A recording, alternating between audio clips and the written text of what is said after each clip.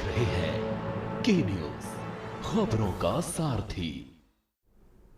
Break के बाद आपका स्वागत है और मैं हूं आपके साथ हिमांशु श्रीवास्तव। खबरों में आगे बढ़ते हैं। लखनऊ पुलिस को एक बड़ी सफलता मिली है, जहां एडीसीपी नॉर्थ गोपी सोनी ने ऑटो रिक्शा में सवारियों को निशाना बनाने वाले 4 साथी चोरों के गिरोह को पर्दाफाश किया है। डीपी गोपीनाथ सोनी ने बताया कि ये 4 सदस्य गैंग ऑटो सवारी बैठाकर लूट की वारदातों को अंजाम देते। हाल ही में इनके द्वारा की गई वारदातों में आरोपियों ने सवारी से 2000 रुपये नकद छीने। तलाशी के दौरान मिले मोबाइल का इस्तेमाल कर पीड़ित के खाते में 28,000 रुपये पेटीएम के जरिए अवैध रूप से ट्रांसफर कर लिए। इस घटना की शिकायत मड़ियाव थाने में दर्ज की गई थी, जिसके बाद पुलिस लगातार अपराधियों की तलाश में जुटी हुई थी।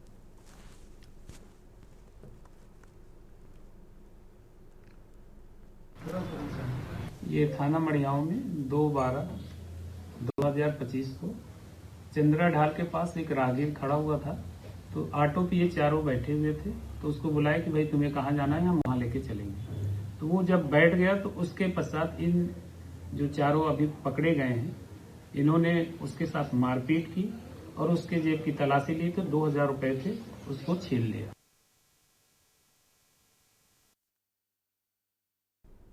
नोएडा पुलिस को आज एक बड़ी सफलता हाथ लगी। सेक्टर फेस थाना पुलिस ने अवैध गांजा तस्करी करने वाले एक अंतर्राज्यीय गिरोह का पर्दाफाश करते हुए एक सातिर तस्कर को गिरफ्तार किया है।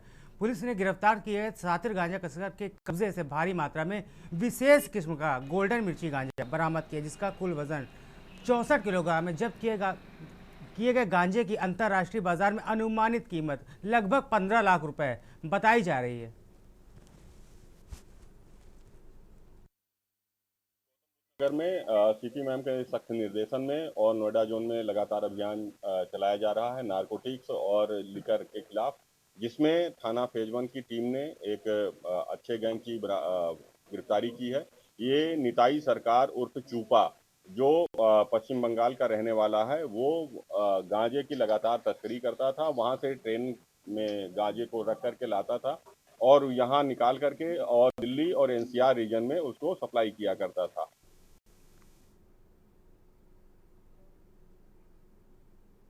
कानपुर सेंटर के कैंट साइड गेट नंबर 2 में बने नाले में देर रात गाय गिर गई। गाय गिरने से सूचना पर कानपुर पुलिस और जीआरपी जवानों ने उसको तत्काल रेस्क्यू करा।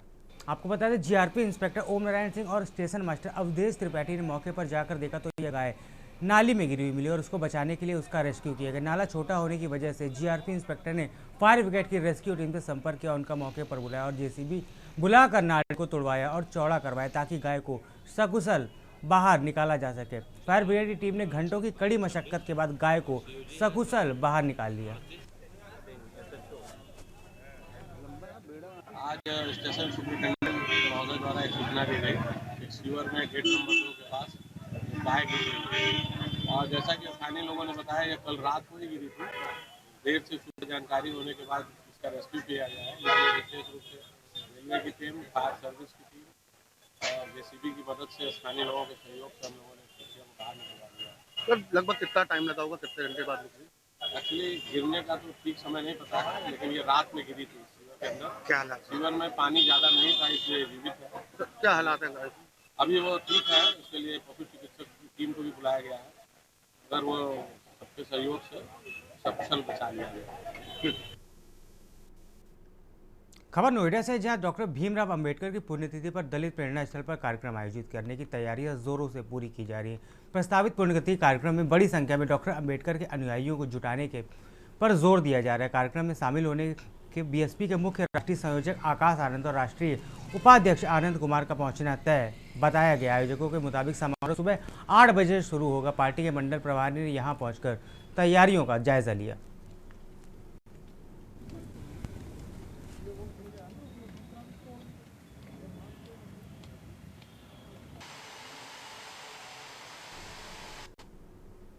मामला गाजियाबाद के मोदी नगर थाना क्षेत्र का है, जहां गोविंदपुरी स्थित मेन मार्केट का है, जहां सुबह लगभग 8:30 बजे सराफा व्यापारी गिरधारी लाल पर धारदार हथियार से आधा दर्जन वार करके उसे घायल कर दिया और उसे बचाने उसके पुत्र पर भी कई बार किए। घटना को अंजाम देकर जैसे ही भागने का प्रयास किया, आरोपी को पीड़ित और अन्य लोगों ने दबोच लिया और उसके कब्जे से धारदार हथियार और एक तमंचा बरामद कर लिया। घायल गिरधारी लाल को उपचार के लिए अस्पताल ले जाया गया, जहां डॉक्टरों ने उन्हें मृत घोषित कर दिया। पुलिस ने सबको कब्जे में लेकर पोस्टमार्टम के लिए भेज दिया और घायल पुत्र का उपचार चल रहा है। फिलहाल घटना को अंजाम देने का कारण स्पष्ट नहीं हो पाया है।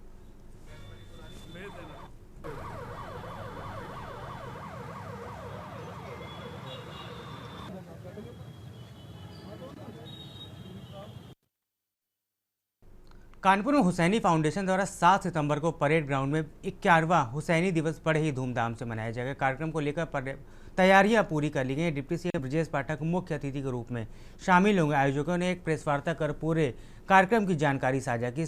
हर साल की तरह इस बार भी हुसैनी दिवस को एक बड़े पैमाने पर मनाया जा रहा है। हमारी कोशिश है कि बच्चों को प्रेरित किया जाए और समाज को एक सकारात्मक संदेश दिया जाए। सभी सम्मानित अतिथियों का स्वागत करने के लिए हम पूरी तरह तैयार है। कानपुर का परेड ग्राउंड 7 दिसंबर को एक भव्य आयोजन का गवाह बनेगा। हुसैनी फेडरेशन अपने 51वें हुसैनी दिवस के आयोजन पर पूरे सम्मान और उत्साह के साथ करने जा रहा है। प्रेस वार्ता में बताया गया है कि एक दिवसीय कार्यक्रम में उत्तर प्रदेश के उप मुख्यमंत्री ब्रजेश पाठक बतौर मुख्य अतिथि के रूप में शिरकत करेंगे। आज हम लोगों ने यहाँ प्रेस वार्ता रखी है। हमारा हुसैन डे का प्रोग्राम जो 7 दिसंबर 2025 को परेड ग्राउंड में होने जा रहा है, ये हजरत इमाम हुसैन पर पूरा आधारित रहता है। इसमें खास तौर से अब की हमने स्टूडेंट को लिया है जो कि हुसैनी फीस्ट का आयोजन किया था पिछले महीने 16 नवंबर को, और उसमें 550 बच्चों ने हिस्सा लिया था। 7 दिसंबर को हुसैन डे, इसलिए हमने प्रेस वार्ता बुलाई है जिसमें हुसैनी फेडरेशन 2 सेशन का प्रोग्राम करेगा। सुबह 1 बजे से शाम को 5 बजे तक, दूसरा सेशन शाम को 7 से रात में 12 तक। ये पहला सेशन एजुकेशन के नाम है जिसमें हमारे शहर के जो भी मजहब मिल्लत के बच्चे हैं उनके लिए हमने एग्ज़ाम कराया था, उनको इनामात देंगे। प्रदेश के डिप्टी सीएम ब्रजेश पाठक गुरुवार को हाथरस पहुंचे, जहां उन्होंने सबसे पहले जिला पंचायत अध्यक्ष सीमा उपाध्याय के निवास पर जाकर उनसे दिवंगत ससुर रामचरण उपाध्याय को श्रद्धांजलि अर्पित की। उस दौरान उनकी पत्नी भी उनके साथ मौजूद रही। श्रद्धांजलि देने के बाद डिप्टी सीएम पाठक सेल टैक्स वाली गली पहुंचे। यहाँ उन्होंने घर घर जाकर लोगों से SIR फॉर्म भरने की अपील की और कुंडी खटखटाओ अभियान के तहत फॉर्म भरवाने की स्थिति को भी जाना।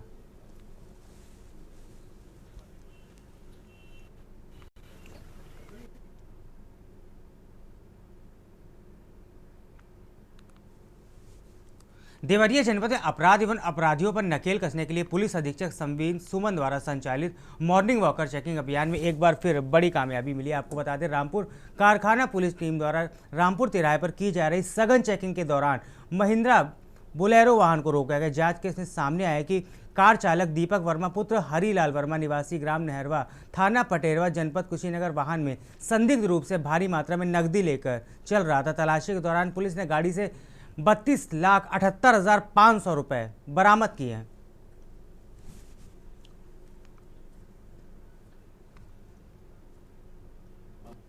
पुलिस टीम द्वारा रामपुर तिराहे पर की जा रही मॉर्निंग वॉकर चेकिंग के दौरान बोलेरो वाहन UP 57 AJ 8732 को चेक किया गया तो चालक दीपक वर्मा पुत्र हरिलाल वर्मा निवासी नरहरवा थाना पटेहरवा जनपद कुशीनगर के कब्जे से नगद 32,78,500 रुपया बरामद हुए, जिससे संबंधित कोई कागजात न होने के कारण स्थानीय पुलिस द्वारा उक्त नकदी के संबंध में आयकर विभाग को सूचना दी गई।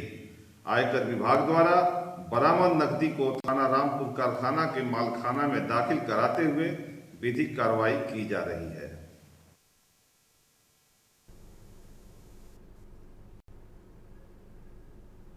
खबर देवरिया से, जहां SOG साइबर थाना पुलिस और BSNL संयुक्त छापेमारी में एक फर्जी इंटरनेशनल कॉल सेंटर का सनसनीखेज खुलासा हुआ। पुलिस ने मौके से बड़ी संख्या में उपकरण बरामद किए जिनसे इंटरनेशनल कॉल को लोकल कॉल में बदलकर विदेशी नंबरों से होने वाली ठगी को अंजाम दिया जाता था। छापेमारी के दौरान पुलिस ने गैंग के कथित मास्टरमाइंड तेज नारायण को गिरफ्तार कर लिया, जो मॉरिशस से ठगी की पूरी तकनीक सीखकर भारत वापस आकर इंटरनेशनल साइबर फ्रॉड का नेटवर्क चला रहा था।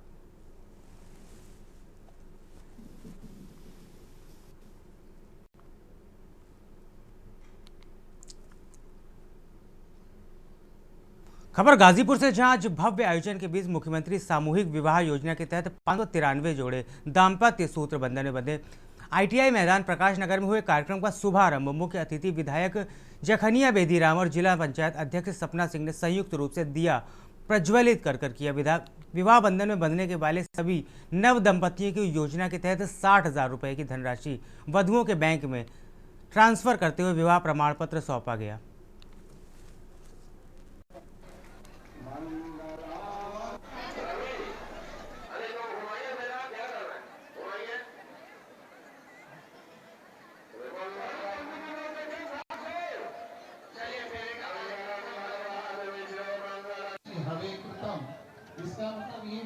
आज यहाँ 593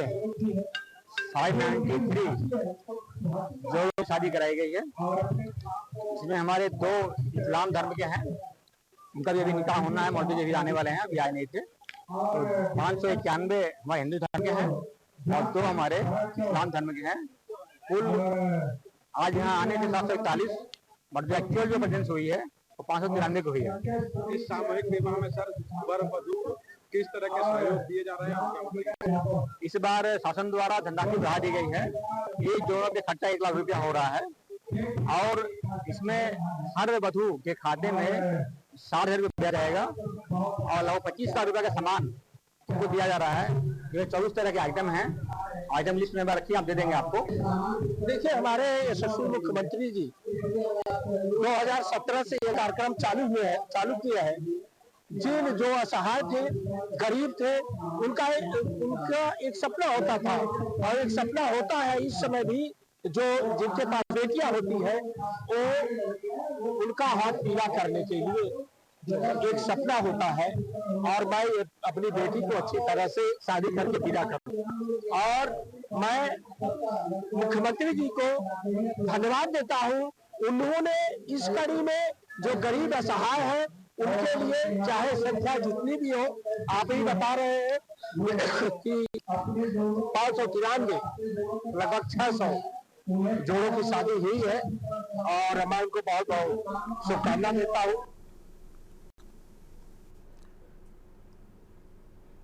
खबर प्रतापगढ़ से, जहां जीआईसी परिसर में आयोजित मुख्यमंत्री सामूहिक विवाह योजना के तहत 10 मुस्लिम सहित 343 जोड़ों का रस्मों रिवाज से विवाह कराया गया।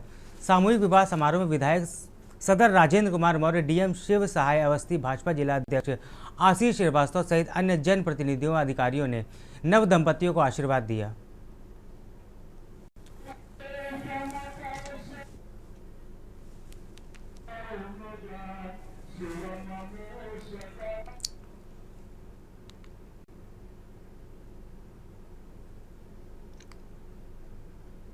देहरादून में राफेल संस्था द्वारा अंतर्राष्ट्रीय दिव्यांगता सप्ताह मनाया जा रहा है। यह कार्यक्रम 3 दिसंबर से 6 दिसंबर तक चलेगा। इस अवसर पर राफेल संस्था ने दून पुस्तकालय एवं शोध केंद्र में जागरूकता कार्यक्रम के तहत नुक्कड़ नाटक और स्क्रीन प्ले का आयोजन किया। कार्यक्रम का उद्देश्य दिव्यांगता से जुड़े मिथकों और उपेक्षाओं को दूर करना था।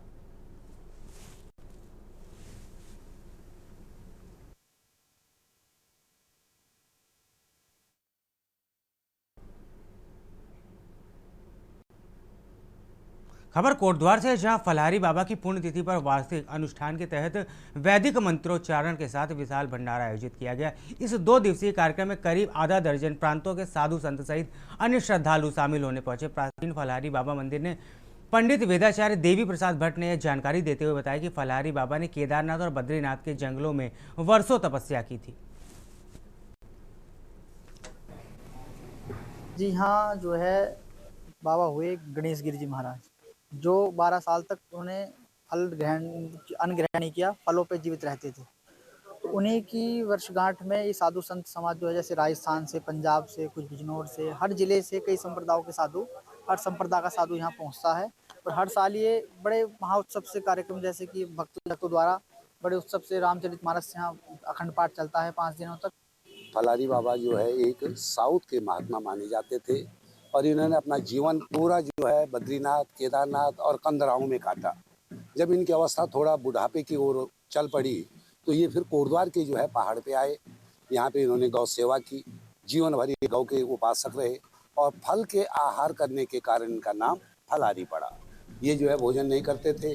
किंवदंतियों में कुछ लोगों ने ये भी देखा है कि फलाहारी बाबा पानी के ऊपर चलते थे। इनके पास ये सिद्धियाँ थी, खेचरा विद्या।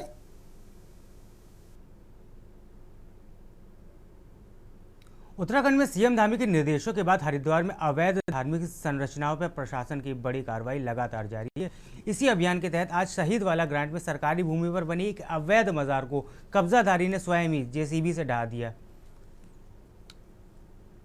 आपको बता दें यह मजार लंबे समय से अवैध कब्जे को लेकर थी, जिसे लेकर जिला अधिकारी मयूर दीक्षित की ओर से पहले ही नोटिस जारी किया गया था। नोटिस की अवधि पूरी होते ही राजस्व विभाग की टीम मौके पर पहुंची, जहां कब्जाधारी नसीब बानो ने कार्रवाई से पहले ही स्वयं निर्माण हटाने का फैसला लिया।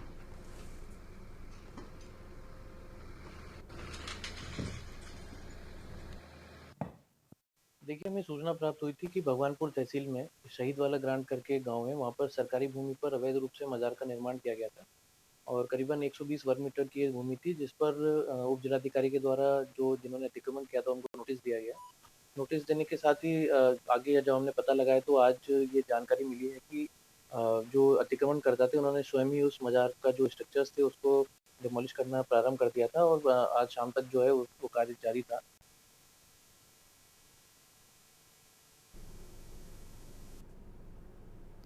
उत्तराखंड क्रांति दल ने राज्य में सख्त भू कानून और मूल निवास की स्पष्ट परिभाषा लागू करने की मांग को लेकर सरकार पर निशाना साधा है। दल के नेताओं ने आरोप लगाया है कि राज्य सरकार लगातार इन महत्वपूर्ण मुद्दों को अनदेखी कर रही है, जिनसे पहाड़ी पहचान, रोजगार के अवसर और भूमि संरक्षण पर खतरा मंडरा रहा है। यूकेडी नेताओं ने कहा कि बाहरी राज्यों से बढ़ रहे भूमि खरीद और प्रवासन के चलते स्थानीय आबादी को जनसांख्यिक संतुलन प्रभावित हो रहा है। की यात्रा के सड़क से किनारे कोई, बिल्कुल आपका सवाल बहुत वाजिब है और मैं समझता हूं कि उत्तराखंड क्रांति दल का ये मूल निवास और भू कानून का बहुत पुराना मुद्दा रहा है और उस पर काम भी कर रही है, उसको जो है जन जन तक पहुंचा रही है, उसके फायदे और नुकसान क्या है। लेकिन जब तक ये प्रभावी रूप से लागू नहीं हो पा रहे हैं, मेरा ये निवेदन है आम जनता को ये समझना चाहिए कि इस भ्रष्टाचार को जनता भी रोकने में हमारे साथ दे।